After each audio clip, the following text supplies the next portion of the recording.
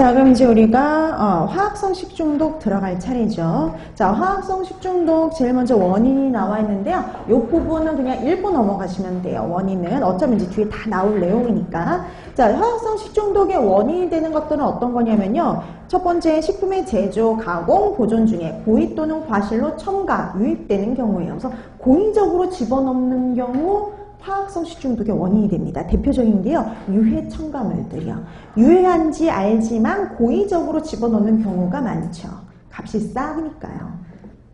그 다음에 두 번째, 식품의 제조 과정 중 우연히 혼입되는 것도 있어요. 그러니까 고의적이지 않고요, 우연히 들어간 거. 그 우연히 들어간 거의 가장 대표적인 사건이 일본의 미강류 사건이에요. 우리 이제 뒤에 가서 공부하겠지만요, 이 일본의 미강류 사건의 PCB 같은 물질이요, 가장 대표적이라고 볼 수 있어요. 그 다음에 세 번째, 기구나 용기나 포장 재료가 용출이 되는 거고요. 우리 많이 사용하는 냄비라든지 도자기 이런 데서 용출되는 유해 금속들, 포름알데히드. 그 다음에 여러분, 요즘에 일회용 포장 용기 많이 쓰잖아요. 랩 같은 애, 일회용 포장 용기 이런 데서 용출되는 환경 호르몬들, 이런 것들이 다 여기에 해당이 돼요. 그 다음에 식품의 제조, 가공, 보존 중에 생성되는 물질들, 가장 대표적인 게 니트로사민, 다환방향족 탄화수소예요. 그럼 이 다환방향족 탄화수소가요, 탄음식 있죠. 그 탄음식에서 발생하는 발암성 물질이에요. 그다음에 니트로사민도 우리 뒤에 가서 공부할 건데요. 이 니트로사민과 같은 경우는요, 햄 있죠, 햄 제조 시 발생하는 그런 발암성 물질들이에요. 그래서 식품을 만드는 중간에 이렇게 만들어지는 물질에 의한 거. 그 다음에 또 뭐가 문제가 되냐면요, 환경 오염 물질이요. 요즘에 이게 많이 문제가 되죠. 환경 오염 물질들. 그래서 환경 오염에 의한 유해 중금속, 그 다음에 잔류 농약이라든지, 그 다음에 일본에서도 있었던 방사능 누출 사건 같은 경우 있는 경우 방사능 물질이 문제가 될 수도 있죠. 자, 그래서 화학성 식중독은요, 말 그대로 유해 화학 물질에 의해서 발생하는 경우다, 이렇게 생각하시면 되겠고요. 그 구체적인 원인에 대해서는 하나씩 들어갈 겁니다. 그럼 제일 먼저 나온 게 바로 뭐냐면요, 유해 금속이에요. 그래서 유해 중금속에 의한 식중독. 자, 유해금속에 의한 식중독 같은 경우에도요, 잘 나오는 편이에요. 자, 이런 유해금속에 의한 식중독은 뭐하고 보통 연결해서 시험 문제에 출제가 되냐면요, 어디에서 용출되어서 문제가 되는지. 어디에서 유래 내지는 용출되어서 문제가 되는지, 아니면 대표적인 관련 사건이 있거든요. 그거하고 연결해서.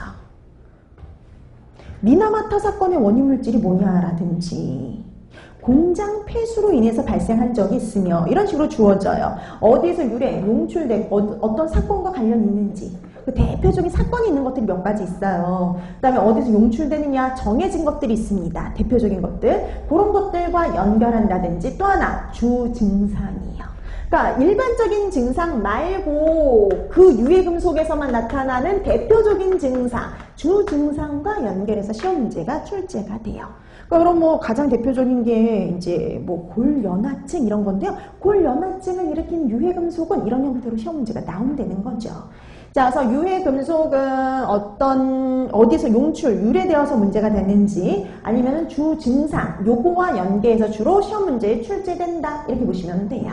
자, 그럼 이제 제일 먼저 나오는 것부터 보셔야죠. 제일 먼저 나오는 거 비소입니다. 비소.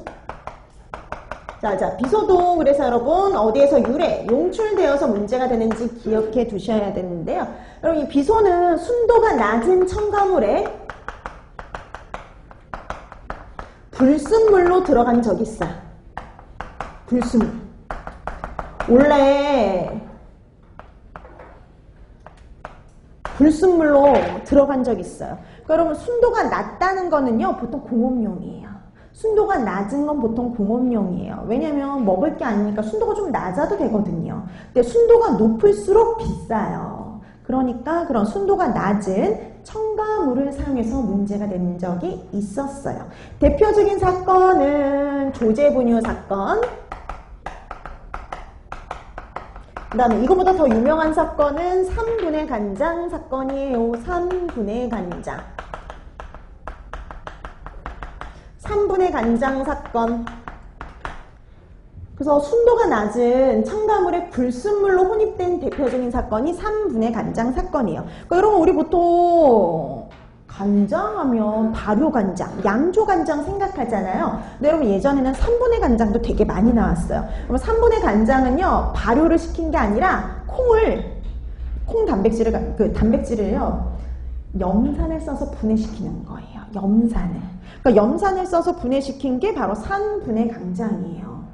그럼 여러분 그때 이런 3분해 간장을 만들기 위해서 기본적으로 염산을 사용을 해야 되는데 염산이 순도가 낮아서요 불순물로 비소가 들어갔던 사건 이렇게 보시면 돼요. 자, 그래서 3분해 간장 사건의 원인 물질 그러면 비소 이렇게 보시면 됩니다. 순도가 낮은 첨가물에 불순물로 혼입된 적이 있는 거 비소예요. 자, 그 다음에 비소는 또 어디서